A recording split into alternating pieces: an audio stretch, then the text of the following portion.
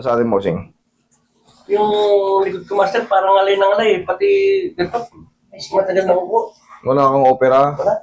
Wala kang mga disgrasya sa motor? Okay. Sige, reset lang. Tsaka, master, pagka gumaganyan ako, natural lang ba yun na, Lumalugotok. Walang problema yun sa ganyan. Tandaan nyo, yung mga clicking-clicking natin sa katawan, nangyayari talaga yan sa atin. Pero syempre, pagka lumalagotok, gumaganon. tapos nangangalay kayo, sumasakit, hindi po pwede. Kailangan, pero walang pain. Pero pag yun nga, nagkikreate ng irritation, nangangalay kayo, o kaya masakit, ay hindi po pwede. Kailangan yan baguhin yung posisyon. May dapat baguhin sa joint nyo. Ganun yun. Pero sa tuhod, kahit ako, may tumutunog sa tuhod ko. Sa balikat. Pero wala lang. Ganyan-ganyanin ko.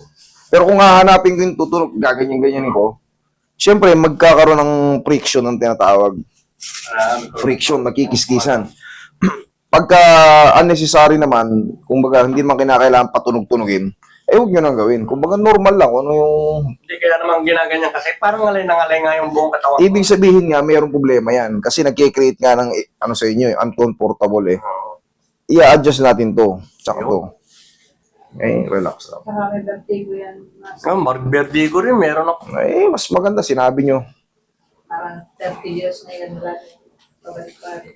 Relax lang.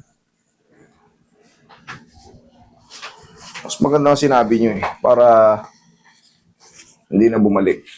Palalayasin ko yung vertigo na yan. Marinduque. Relax lang.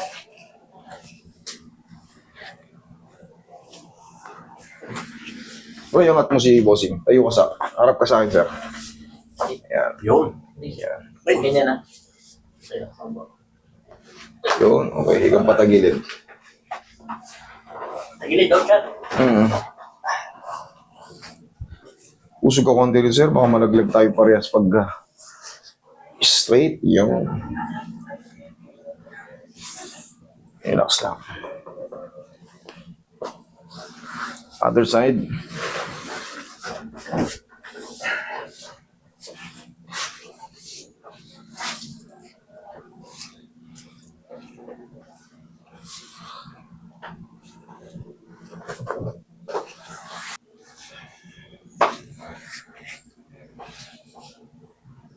Relax lang.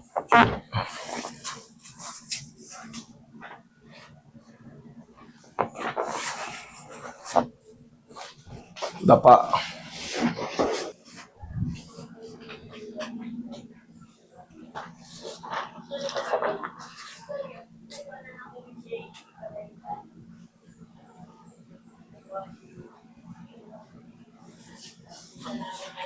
Relax lang.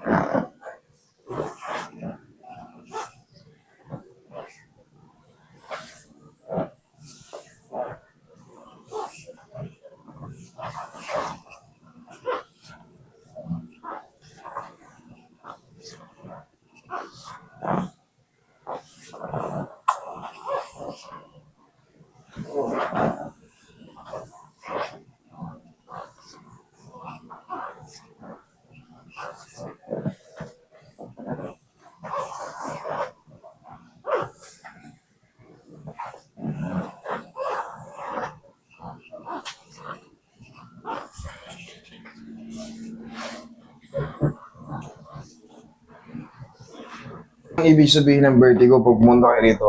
Vertigo. Vertigo. Vertigo. Oh. Yan. Sige, relax lang ha. Inhale, exhale lang. Isahan lang ha. Huwag magdo-double. Okay, inhale. Exhale. Yung.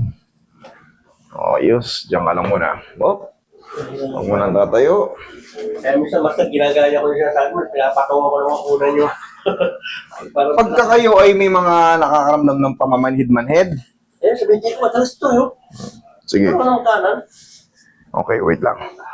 Pagka kayo nakakaramdam ng mga ganun, yung parang namamanid yung banyo, parang ayaw mag-circulate ng dugo nyo, elevate nyo, lagyan nyo rito, lagyan nyo rito. Nakalsuhan Yun ang tama. Kailangan makalsuhan nyo. Huwag kayong magkakalso ng dulo lang. Pag gising nyo sa umaga, yung tuhod nyo, pilay. Kaya bandagit nakataas yung ano.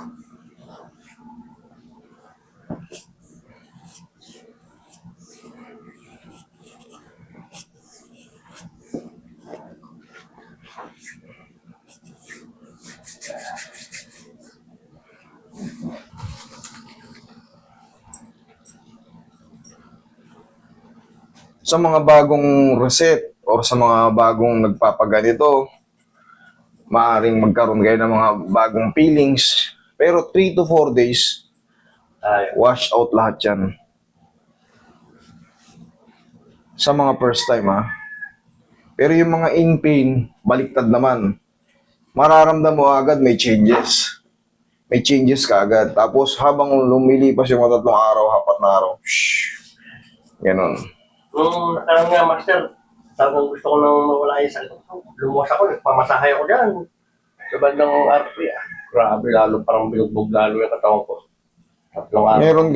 Meron kasi talaga mga therapist na mabibigat ang kamay. Literal talagang habang nasasaktan kayo. Parang lalo kinahid yung mga Oo, ganun ang ganun talaga yung yung nakagawian. Siyempre ako bago ko natutungan ito, kumbaga kami mga estudyante noon, palit-palitan kami. Siyempre yung instructor muna, padadapain kami dyan. Actual. Sige. Gaso, ang sakit Ang sakit ng diin talaga. Ako nang nag-adjust. Ewan ko sa mga classmate ko ron, kung nag-adjust sila.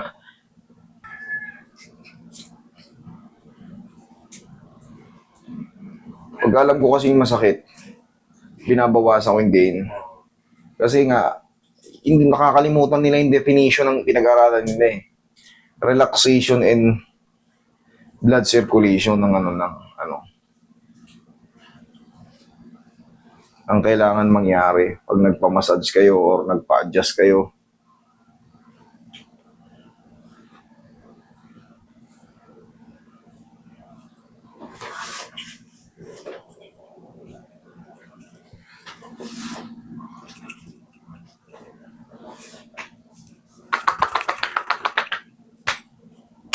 Okay? Okay. Vertigo na sa akin yan.